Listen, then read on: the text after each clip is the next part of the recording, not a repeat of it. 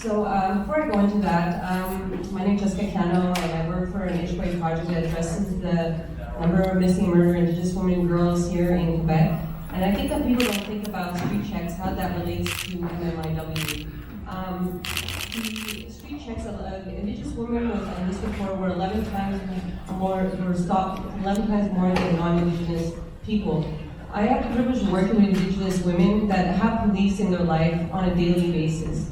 And this constant over-policing has devastating effects in their lives because they are often victims of crime, of assault. We know that Indigenous women have the highest rates of violence in Canada. So when they are victims of crime, they do not want to go to police to report those crimes.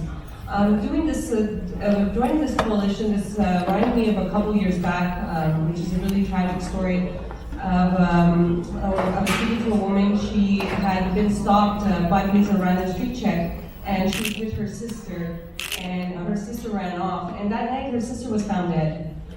These are some of the stories that I hear on a daily basis, and people in the Indigenous community are often not reported to the media and people don't know about. So in 2015, there was an agreement signed with the SPVM and the Indigenous community. We had a lot of hopes for that, and however, it's really fallen short. First of all, we wanted an Indigenous liaison officer. We do have an Indigenous, we have a liaison officer for the Indigenous community, but he is not Indigenous.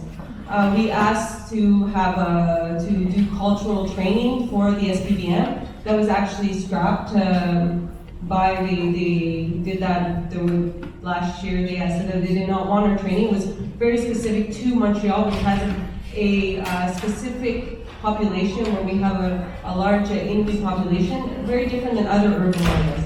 The Indigenous urban population is growing in Montreal, and we know that the police interpellation are continuing on a daily basis.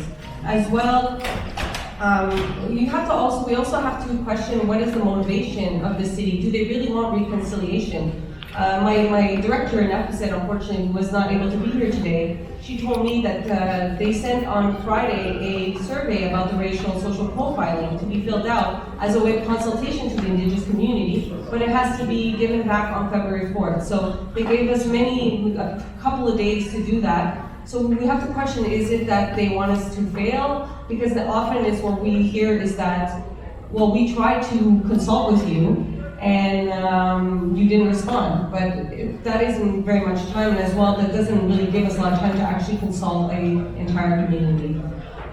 We've had the Yangs Commission that looked into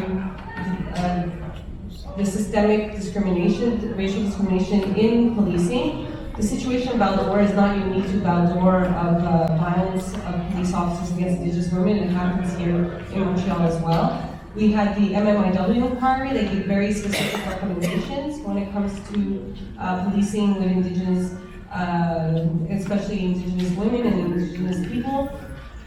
But how many more? We don't need any more proof to know that there is a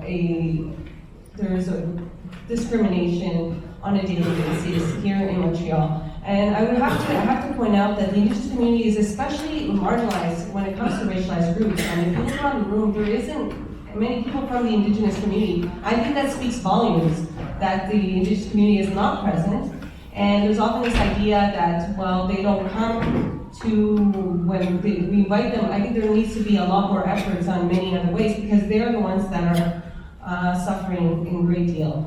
So I would like to as well thank this coalition and support in anything that is going to be done to end this this discrimination. Really, it's a human rights issue. And so if people really do care about Indigenous women and girls going missing, being murdered, this is one of the things that we need to stop right away, and to improve the police relations, so that when women are sexually assaulted or assaulted, that they can go to a police report and not fear the police officer that they're giving the report. So I thank you very much for taking the time to listen to me.